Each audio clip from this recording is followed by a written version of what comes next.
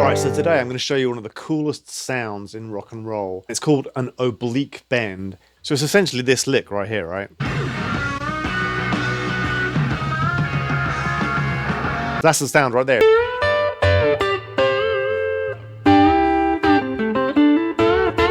So you can see it's a lick that can move all around the neck. Here's an amazing little trick. You can actually move it all over the neck. And the secret to it is you can actually place that little bend on every note of the pentatonic scale.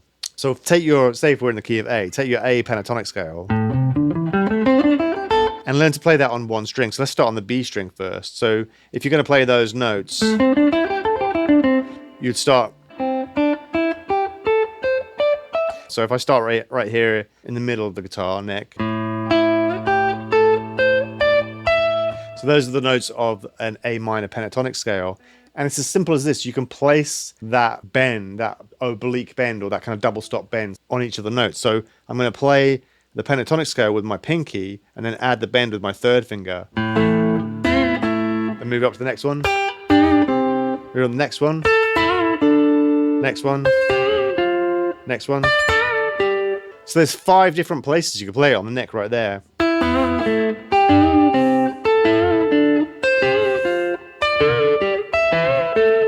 Now, each one of those licks has a kind of a different characteristic. If you play the kind of classic one right here,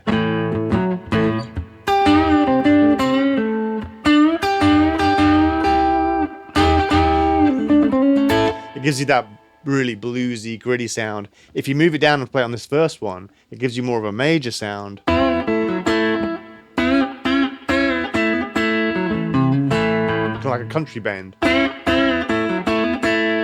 Then if you move up to this one, it gives you a cool kind of, it's kind of in between major and minor. It's more majory.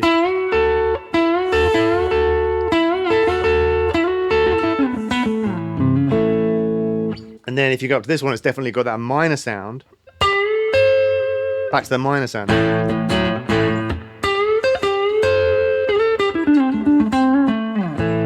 And then if you go up to the next one, this one here, it's got back to the kind of more majory. It's almost got a Mixolydian sound on it. And then the last one is back to the major again. Same's down here. So each one has a different kind of flavor. Now, in terms of the actual technique, one of the things you can do is keep your thumb behind the neck of the guitar like this. And when you're doing those bends, you use these 2 fingers to bend up.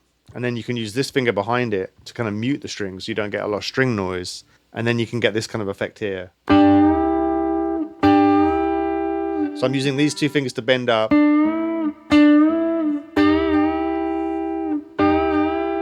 And then this finger's muting the rest of the strings. Now, there's a couple of ways you can approach this bend. The first one is just to hit them both at the same time. So you can pick it like this. Or with your fingers as well. But it gives you a really cool, powerful sound when you hit them at the same time.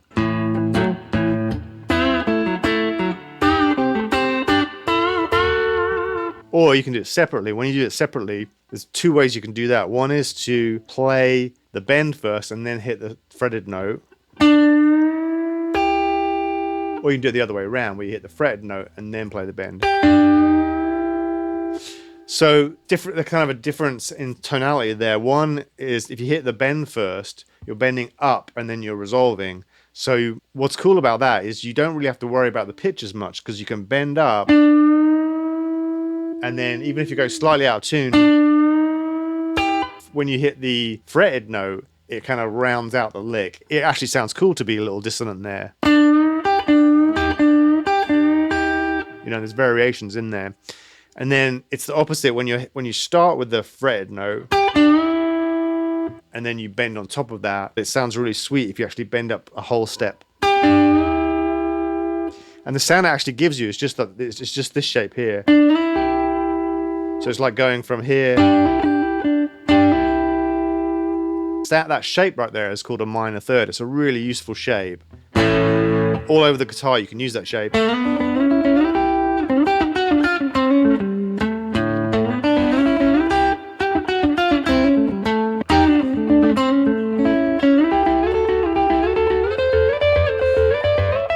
And that's the idea. When you're doing these bends, you're basically doing that same idea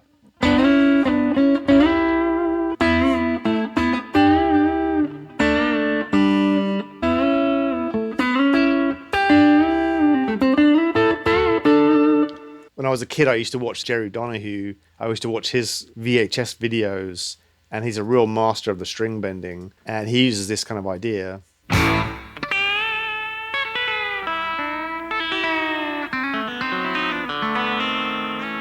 You know, one of the things is once you've learned this basic bend, there's tons of things that you can do with it to kind of move around inside that bend. So one of the things that he does is he'll move your pinky like this.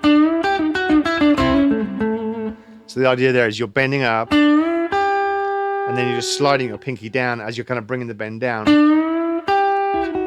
So it creates that kind of dissonance, which is really cool. And you can do that again all over the neck. So if I slide up to this position, it's kind of more of like the majory sound. Or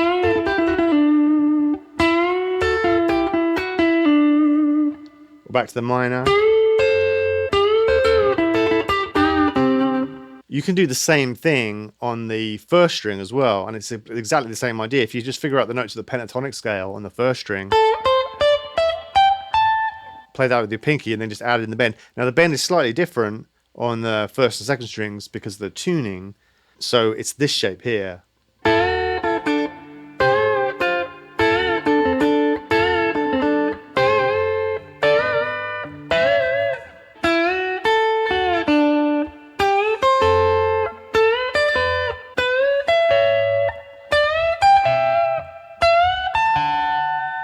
You know, and so it's the same sound, but it's just on the higher strings. So you get that killer.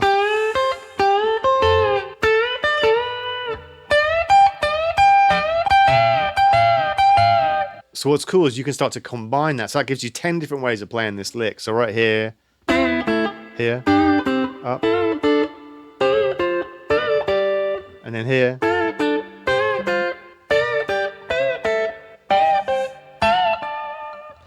So you can start to combine those ideas.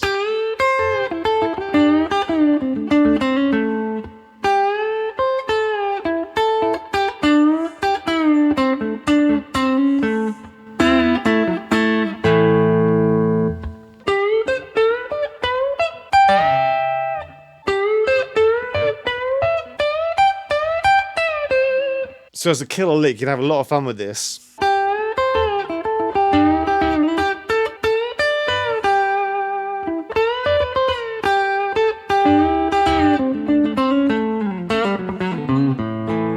So I hope you found this helpful, and let me know what are some of your favorite bending licks and who some of your favorite artists are that utilize bending. And I'd love to hear from you in the comments, and give us a like and a subscribe, and also check out our music, Everglades Rhythm, at evergladesrhythm.com. We've got a new record coming out soon, and remember, turn it up.